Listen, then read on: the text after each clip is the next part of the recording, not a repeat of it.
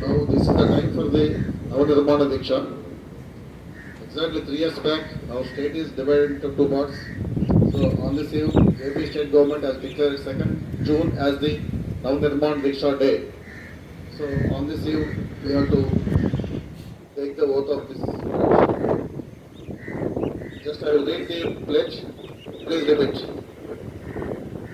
అవినీతి కుట్ర రాజకీయాల వల్ల నా రాష్ట్రానికి జరిగిన నష్టాన్ని నా కష్టంతో పూరించడానికి నేను సంసిద్ధంగా ఉన్నాను. స్వర్ణాంధ్రప్రదేశ్ నిర్మాణంలో అలుపెరిగని శ్రమజీవిని నేను. ప్రతి సంక్షోభాన్ని ఒక అవకాశంగా మలుచుకుంటాను.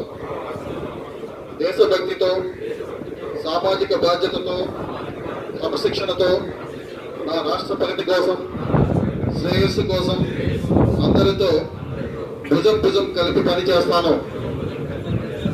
2022 నాటికి నా రాష్ట్రాన్ని మన దేశంలో 3 అగ్రగామి రాష్ట్రాలలో ఒకటిగా, 2029 నాటికి దేశంలో అత్యుత్తమ రాష్ట్రంగా, 2050 నాటికి ప్రపంచంలో అత్యున్నత ప్రమాణాలు కలిగిన రాష్ట్రంగా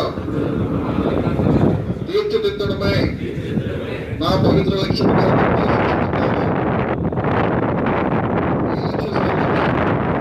సమర్పణ భావంతో, నిష్ఠతో, త్రికరణ శుద్ధిగా కృషి చేస్తాను.